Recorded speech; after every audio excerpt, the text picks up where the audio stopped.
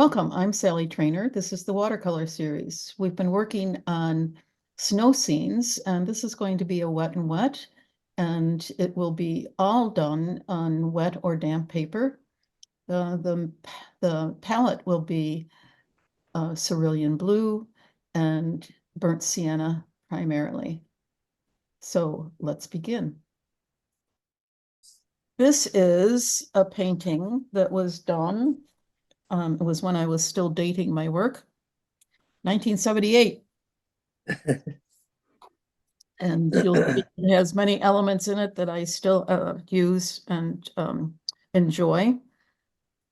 But it is a painting that very limited in palette. It has cerulean blue and burnt sienna.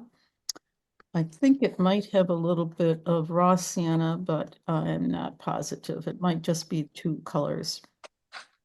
I see a couple of areas where raw sienna would have had something to do with things. And it has a lot of salt on it. All of those things are going to happen today.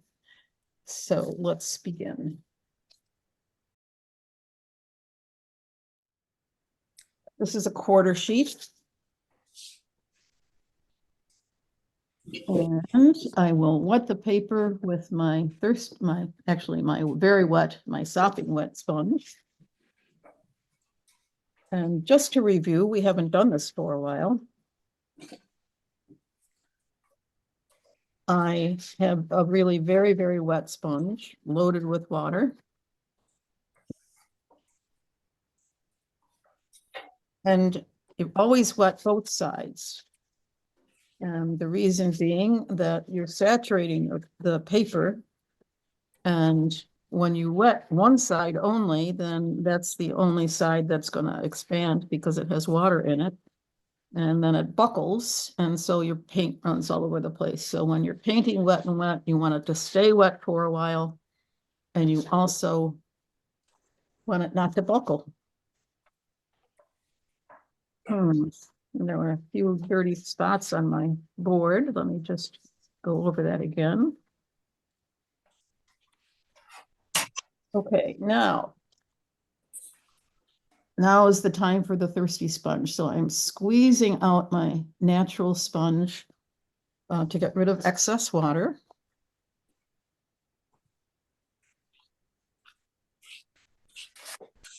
I'm taking off the standing water that's on top. I'm taking off the water that's standing on the board, squeezing again. So it's still a thirsty sponge. Now the other side. And one of the things I do to myself quite often when I'm doing a wet and wet is I forget about the watermark on the paper. And so then I have arches, France as an element within my composition. And so this time I'm being very smart and I'm saying to myself, this one is that side of the paper. So I'm going to turn it over so that watermark doesn't feature itself so prominently. Just for reference, I'm going to keep this thirsty sponge handy. Sometimes the paper dries out too soon, the surface anyway. And because of that, I find it handy to have a thirsty sponge to rehydrate sections of the paper without flooding it with water. When I come in with just the thirsty sponge, it allows me to just wet discreetly and not add too much water so that things are not controllable. So let's talk about how we're going to attack this. This is I'm going to start with one of my King Art brushes. This is a 90-20-16. And so let's wet the burnt sienna. Actually, that's the color I already have on this palette, so I'm not going to clean the palette off. You know how I hate to waste paint. I'm going to be pretty generous in wetting these. I'm going to mix puddles so that I've got going what I want to have going. one of the things that happens when you're using cerulean is getting dark darks is not an easy thing to do while retaining some balance. We've been talking about how we get a nice range of grays, warm to cool, when we use French ultramarine with burnt sienna. It's not so easy when you use cerulean, because cerulean is not as dark a color, doesn't have the same tinting ability that burnt sienna, that French ultramarine has. But let's just see where we can go with this, because it's very important in our mixing to start at least with something that's kind of neutral, but has some depth to it. I think I'm getting there.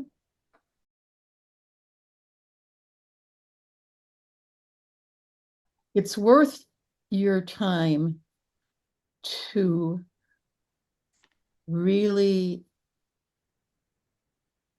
get this right on the first go round, because it sets the tone of the painting.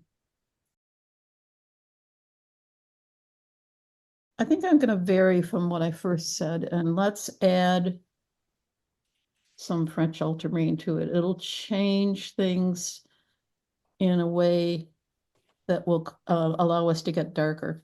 You, Sally, I'm mixing mine and it looks much browner than yours. Yours is It's ratio. what? So there's more cerulean in it? Yep, I've just added some French ultramarine and I've neutralized it some more and made it a little bit darker. French ultramarine is just such a magical pigment to me. I get so much out of it that I really enjoy it lots.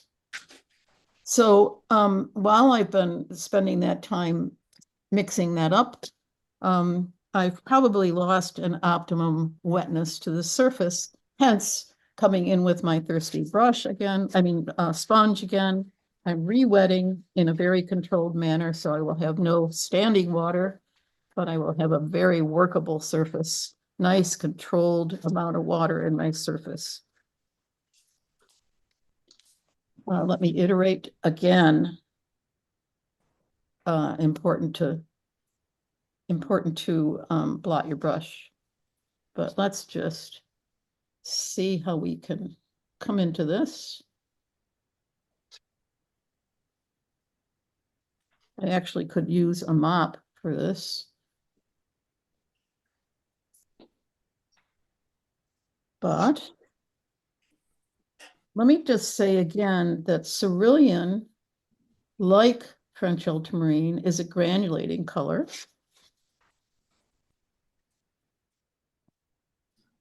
And I find that to be a wonderful, wonderful addition to most paintings. You can't paint that grain, but when it happens, it's just gorgeous. I love it, especially on something like this is a hazy day. We're going to have snow between us and the actual action that's going on. So now I'm going to come in and I am going to use more of that French ultramarine and get darker. So I'm keeping this puddle active. It's not terribly dark in value.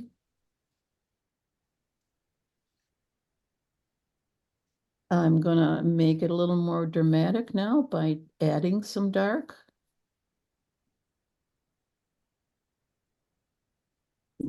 And I'm going to think about this as the sky and pretend I know what's going to happen, but I don't actually. I'm just dabbling this in, letting it flow out of my brush. Gonna let it move around in that water.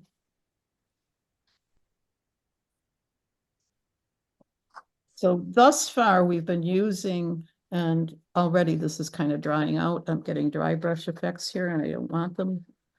So use my thirsty sponge to come right up to that and get rid of that. This is, it's important to remember this when you're working wet and wet, to always be able to rehydrate as things dry out on you.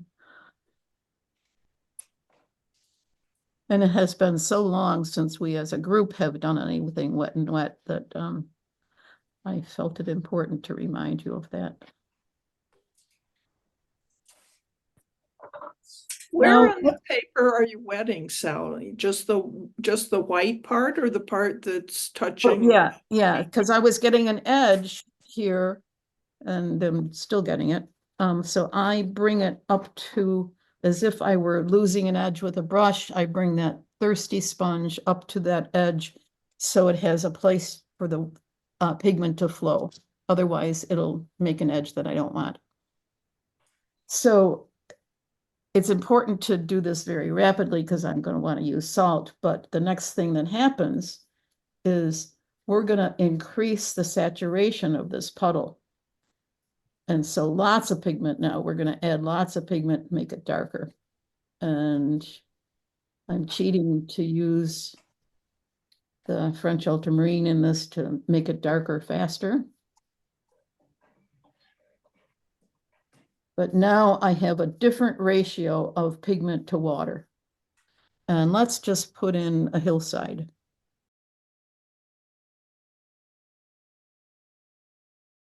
So not terribly dark because it's in the distance. But some of it I've painted up into the wet sky area.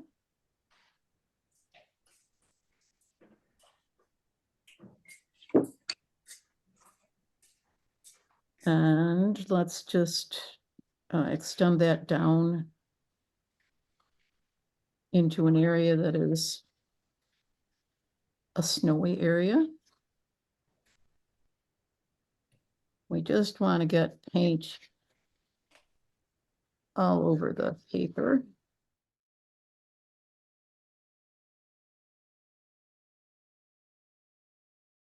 It's interesting. This part of the paper is the closest to the closest light, and it's the part that is drying out the fastest. And let's switch to a smaller brush. I guess I'll come in. This is a number 8, 9028. And let's again change the ratio of pigment to water.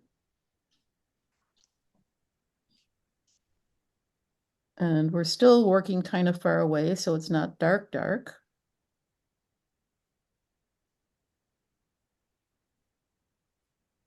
But now we're going to put in some of those hated fir trees. Some of you don't like those babies at all.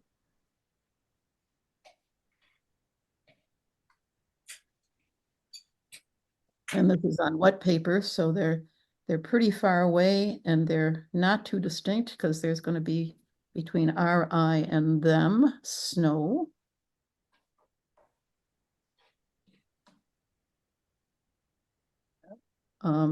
There's stands of these trees. And they're just any place they want to be where their seedlings fell.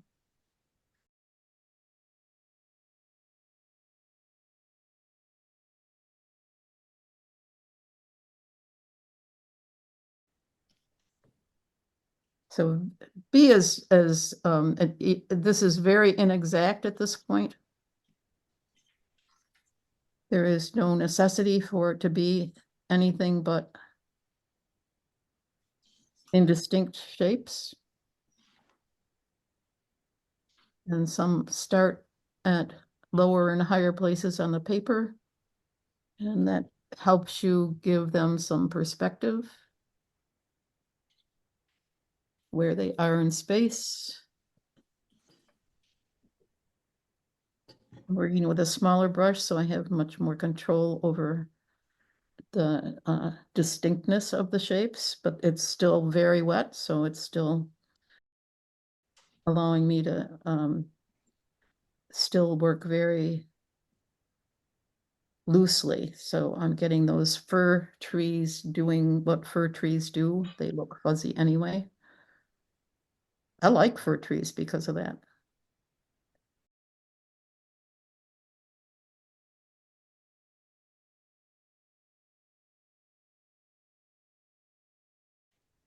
You can put in just some lines to express things. You don't have to have everything be tree-ish. Again, I've got some areas here that are getting too dry. I come in with my thirsty sponge and just add some water. I still have some crisp areas.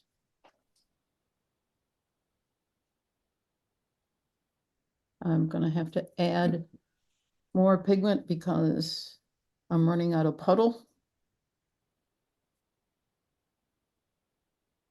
I don't have a lot of water in my brush anymore. So I'm gonna get shapes that are a little more distinct. And I'm just gonna keep developing these stands of trees. So I've got something to work against when I start putting salt on. I am paying attention to where my trees stop.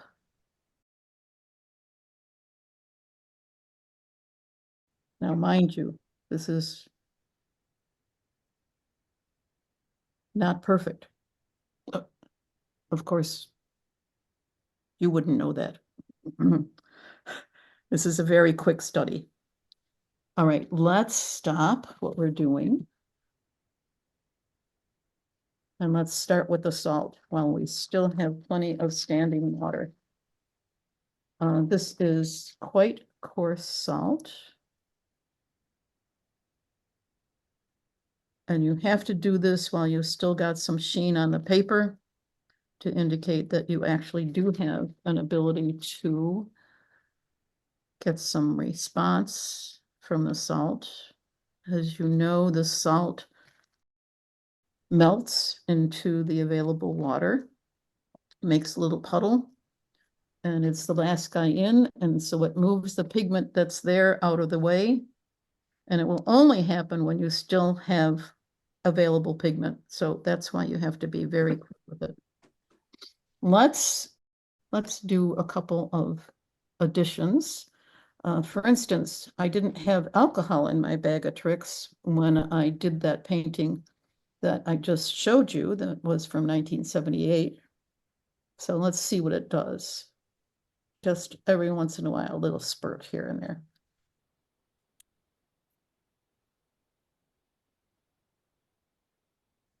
Okay, I'm not going to do a lot of that.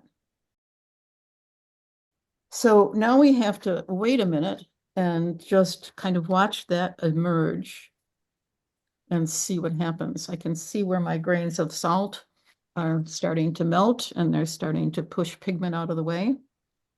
Allie, Yes. was there any reasoning as to where you put the salt? Any thought process to it, or you just wing? You know, I tried to scatter it kind of widely so that it doesn't dominate. But again, that's why you have to be judicious as you're dropping the salt on. It's almost grain by grain. If you drop bunches of salt, it'll gather all the water in that space and give you a blob instead of just a little discrete bit of whiteness Okay. or at least lightness to indicate the snow.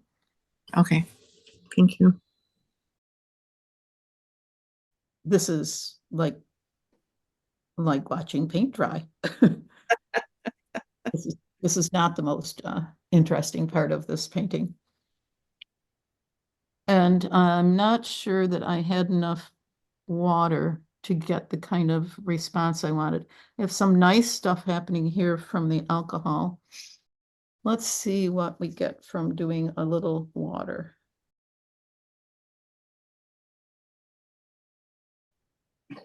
Are you spraying where the salt is, Sally?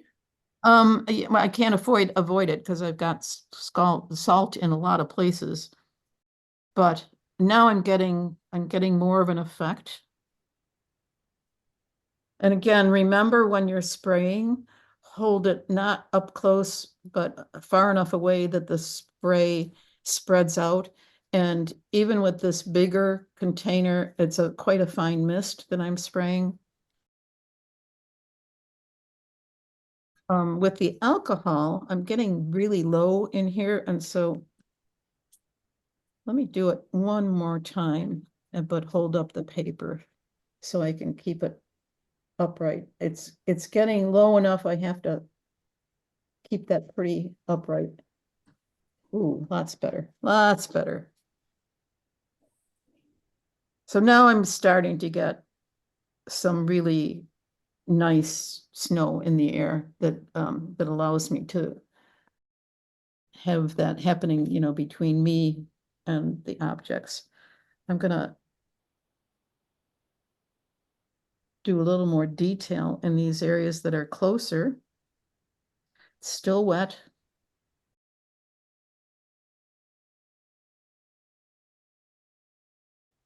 Because they're closer, it won't have as much snow between me and the object.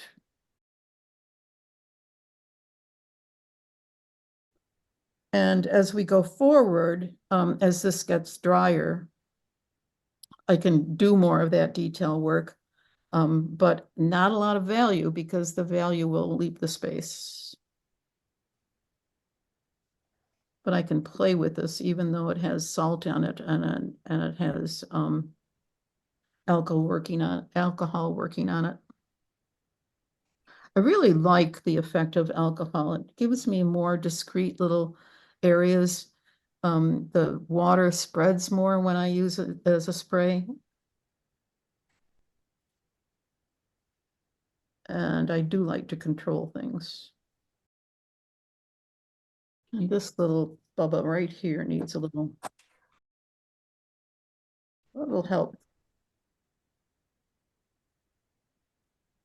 It's a little too distinct. I'm liking what's happening with this so far. I will take a picture of it at this stage and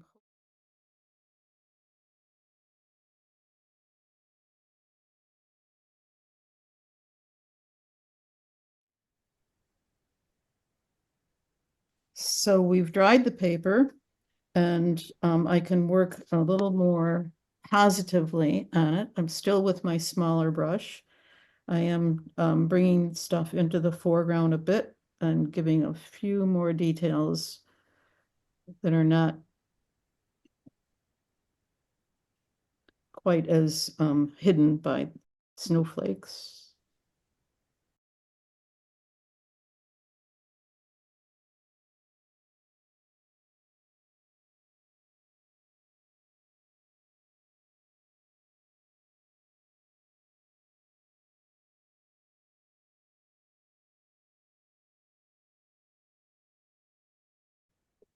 All right, now just to keep things kind of consistent, I'm going to blot what I just did with the Thirsty Sponge.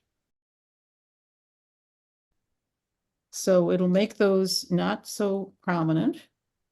Going to come back in with a little more detail. Actually, I'm running out of puddle here.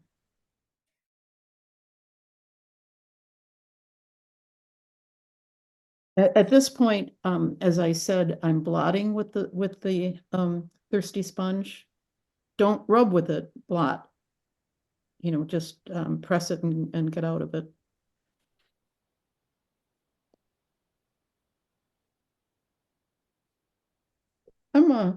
I probably would play with this for a while, but right now I think I like what's there and I think it's working fine.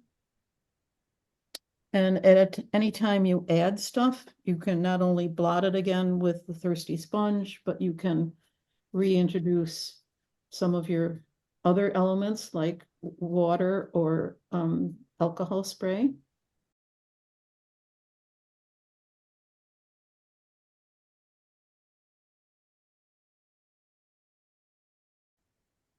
One of the fun things at this stage is that when you paint over what's there, you can kind of do it with impunity. you can still get some of the same effects.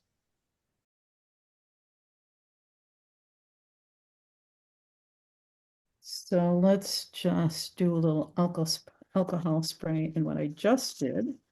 And I might even come back and define those a little bit. Because say one of the ways that we make things come forward is, and this is again, we're talking about aerial perspective. We make them bigger, we make them more articulated, we make them darker.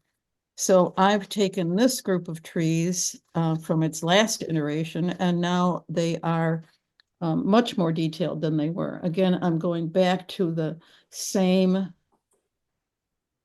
pigments that I used, but just more saturation in my puddle. So those pigments were French ultramarine, cerulean blue, and burnt sienna. So I'm coming back into those, and I'm going to change this up a bit. I'm using a small brush here, not because I can't use a big brush. I could use a flat. Some of the people have commented on using flats for some of this. But I am making discrete strokes on top of something that's already there. So this isn't just a mass of black, pretty dark. What it is some strokes that are definable on top of other strokes that are not as dark. And I'm going to add to this tree a little bit to give it a little more size. Again, it's a bigger tree, so it's closer to us. And I have let these trees run right off the bottom of the paper because they're too big to end here. And they're not going to be big enough to make the statement I want to make if I end them at the bottom of the paper so that I can see snow under them. I'm making this mass. I'm going to add a little bit of detail to this tree. It's sort of in the same plane. But I'm not going to do it everywhere. And I'm going to do the same thing with this, which is sort of in the same plane because of where it ends.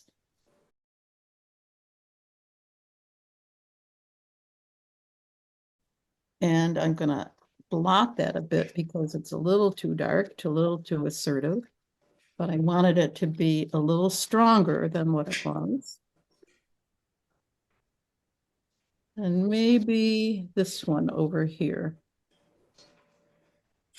So as you remember, I did this very rapidly last week and I made some of the mistakes I accuse everybody of. Lots of stuff the same size, shape, everything. What can I do about that? Not much at this point. I found as I was examining this painting over the week and what I wanted to do to show you was this particular tree is just way too tall in the horizon. This one doesn't bother me so much, but this one does because it's more detailed. Can you finish it at all, Sally? Or shorten it by scrubbing it? Not without disturbing the sky. Mhm. And so I'm stuck with it. And it might be that some of the things that need to happen to this are eliminating part of the painting, playing games with that, maybe even doing that to it, which takes out that obstreperous tree. I'm thinking I just need a little more darkness here, and now I'm in territory that is not quite as sure-footed as I like to be when I'm demonstrating for you. I like everything to be perfect. Maybe you could make the mountain bigger. Not anymore. Mm. And I also made the error of 3 bumps. Even though this guy is smaller, I wish I had made one of these guys quite a bit bigger. They at least fit back in space where I want them to be. All right, let's just make something more important here.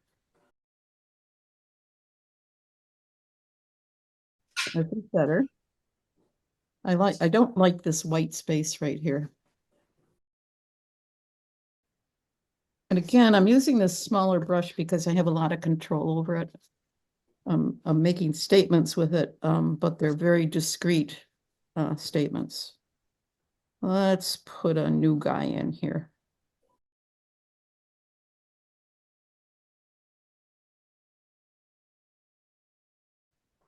I'm going to make him a baby.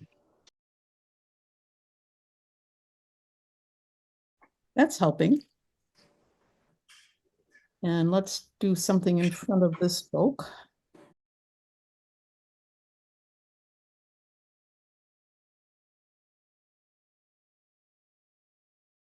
Okay, I think this is an improved painting.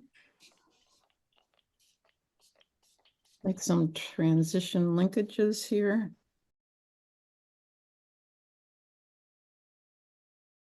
One of the ways you can diminish the crispness of something is take your finger and rub it.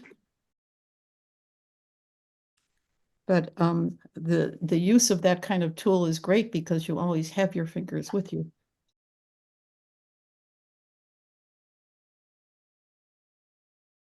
I think that's an improved painting. I don't know that it's a finished painting.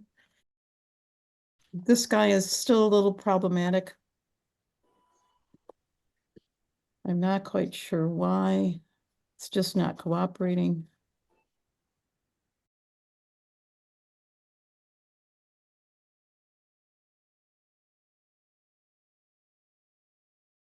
Okay, this math is starting to make better sense to me. I might even suggest this stuff over here. Sally, would you drop any of your dark blue in? Your French ultramarine? spot? You know, it's the temptation is to do that.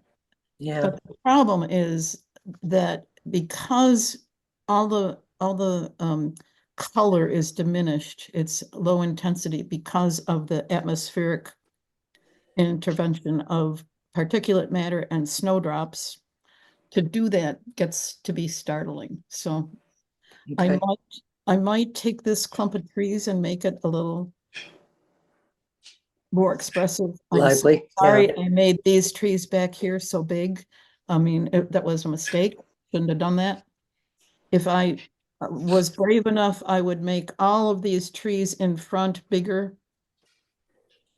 Not sure I have the guts to do that right now, but You could make power lines in back. in a fence, I could put in a fence and a couple birds On the wire. A little human figure.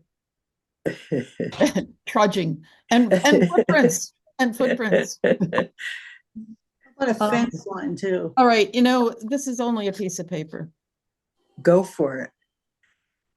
All right, it's going to take me a minute to mix here. So let's get a bigger puddle.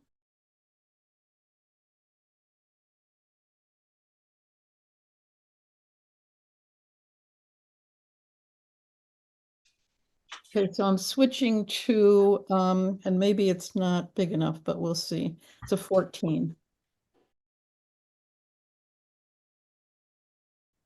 I like using the French ultramarine and the cerulean together, even though they're not the same color family. They're both granulating pigments, and so I get interesting things happening because of that. So let's take this. Well, okay, let's take this main tree and give it more gravitas.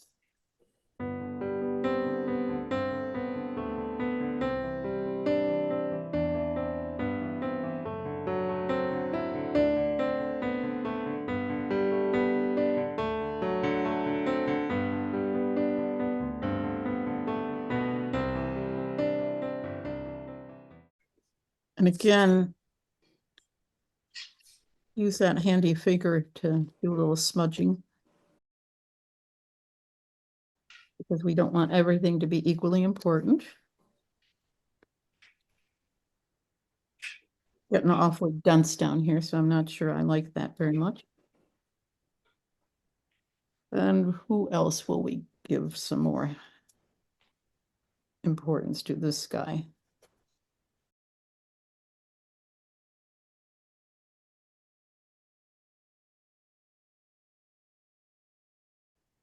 Actually, I like that better with that tree that big. Mhm. It's again, it's going to be something I'll have to put up on a screen at the end of my bed and look at every day for the whole week. I still amaze myself with how much the painting teaches me when I do that, when I have a chance to observe it and not touch it for a while. I keep adding to the height of this. Oh, there's a little bird on that branch, yeah. Mhm. I think this is an improved painting. I'm not sure that we now need the whole painting. And, I might play games with it in that regard. And then I would take this and do something else with it. The things that I still like about the painting are, that I want to point out again is, let's see. I love the little discrete dots of white or near white that I get with the alcohol. And that's the best way I know how to do that. Sometimes I can get that. There's some salt on this too. But I love what happens with the little itty bits of alcohol. And something else I could do right now. I'm taking the end of the spritzer from the alcohol bottle, and I'm just putting it in that new paint to see what happens. Who knows? Maybe nothing. But in the meantime, it's fun to dot things.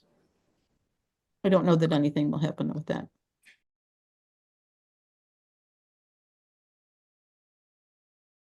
So that's a way that you can introduce some light back into that area you felt got dark Okay, but the at the problem bottom. is, the problem is that unless you've got a light area behind what you're Under, doing, go back okay. to, it's not going to go back to very light. But it might Okay. be enough to just, give you a little bit of Oomph. something happening. This has gotten very dense here. Not so much that it up close is that dense, but on the screen that I'm looking at, it's very dense. But I like this clump of trees so much better now than what it was before. Yeah. It makes better sense to me for where it is in space. As I said, I did this so rapidly, I just fell victim of that tendency we have to be repetitive. So I've got a whole bunch of trees in the in the middle distance and then the far distance that are the same size. That's not good. That breaks the rules.